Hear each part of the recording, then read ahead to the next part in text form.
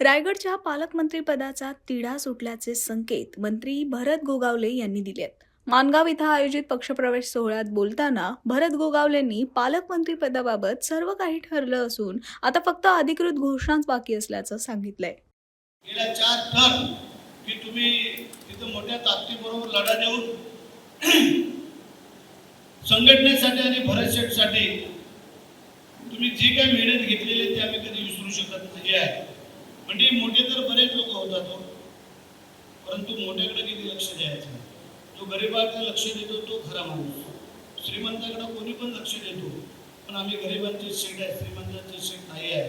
आणि म्हणून आज जी काही लोक आकर्षित होतात, मग अशी आलेल्या लोकांनी सांगितलं बरीचशी लाईन आहे आपल्याकडे येण्यासाठी. आपण काम करतोय, कामाचा मोबदला मागतोय.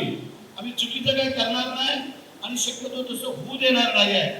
परंतु जो चुकल त्याला व्यवस्थितता पण आणण्याचं आमचं काम आहे. परंतु जो काही विश्वास पक्षाच्या नेत्यांनी संघटनेने आमच्यावरती दिलेला आहे आणि ते काम आम्हाला प्रामाणिकपणे करायचं. कालच बावनकुळे साहेब आले होते. आपण सगळ्यांनी आमचं भाषण कदाचित ऐकलं असेल, पाहिलं असेल. आम्ही बोललो हे पद बिद ह्याचे काय आम्ही फार मोठा विचार करत नाही आहे. आम्ही माणसातले माणूस आहोत. आम्ही इतर याच्यामधल्या सारखा आमचा विचार नसतो.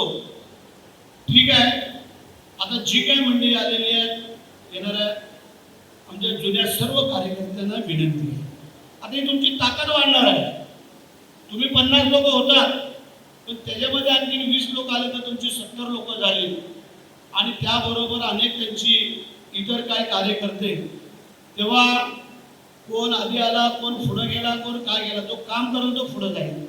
मग तो माणगावचा ग्रामीण भाग असेल, आमचा मतदारसंघ सोडून इंदापूर पासून सगळाच तळ्याचा काही भाग, म्हसाचा, श्रीवर्धन ह्या ज्या काही भागातल्या, पण त्यात फार मोठी अपेक्षा करू नका.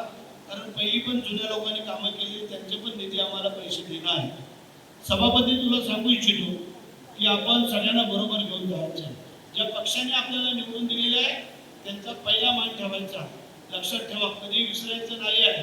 कारण तुला त्यावेळेला पाडायला सगळे तयार लागले होते, परंतु तुला निवडून आणण्यासाठी ज्यांनी मदत केलेली आहे त्यांचा पहिला सन्मान, नंतर मग तुझा मान गेला म्हणून समजायचा. सांगत वस्तुस्थिती आहे. आज आम्ही कोण आहोत? आज आम्ही जरी मंत्री असलो तरी तुमच्यामुळे मंत्री आहे. तुम्ही जर आम्हाला निवडून दिलं नसतं तर भरत शेठ कुठं मंत्री झाला असता. जर तुम्ही जर अविनाश नारवडेला निवडून दिला नसतं तर तो कुठं जिल्हा परिषद सदस्य झाला असता. आणि पहिला मान सभापतीचा तुमच्या पंचायत विभागाला दिला, हे लक्षात ठेवा. नंतर पहिला मान आम्हाला दोन्ही त्या भागामध्ये देणं होतं, परंतु आम्ही नाही. आम्ही सांगितलं ज्या अटीतटीच्या लढतीमध्ये ज्या तुम्ही लोकांनी जी काही मेहनत घेतली रात्रंदिवस, आणि म्हणून एका शेतकऱ्याच्या मुलग्याला निवडून देऊन त्याला आपण सभापती केलेला आहे. त्या सभापतीच्या कालखंडामध्ये लोकांनी सांगायला पाहिजे की हा सभापती चांगलं काम केलं, भविष्यामध्ये परत तुझं नाव यायला पाहिजे. झालेलं आहे, फक्त आता डिक्लेरेशन बाकी आहे. त्यामुळे त्याची पण काळजी करू नका आणि लवकरात लवकर ते होईल. आणि म्हणजे तुम्हाला व्यासपीठावर सगळ्या मान्यवरांना, युवासेना, महिला आघाडी, आमच्या शिवसेना असेल, सगळ्यांनी मिळून मिसळून काम करा. जे काय ज्येष्ठ मंडळी आहेत, वरच्या पदाचे आहेत, त्यांनी खालच्या पदाला बरोबर घेऊन जायचं आहे. खालच्या पदाचा जर कार्यकर्ता चांगलं काम करतोय तर त्याला शाबासकीची थाप त्याच्या पाठीवरती द्यायची आहे. त्याच्यावरती नाक मोडायचं नाही, कान मोडायचं नाही, तर त्याचं नाक मोडून टाकली मी. लक्षात ठेवा, त्याचं कारण आहे. जर काही कार्यकर्ते जर तुमच्या मनापासून काम करताय तर तुम्ही मोठ्या लोकांनी आपण त्यांना बरोबर घेऊन जाऊन त्यांना गाईडलाईन्स करा, मार्गदर्शन करा. चुकत असेल कान भरून सांगा हे चुकतंय, 2 पावलं मागे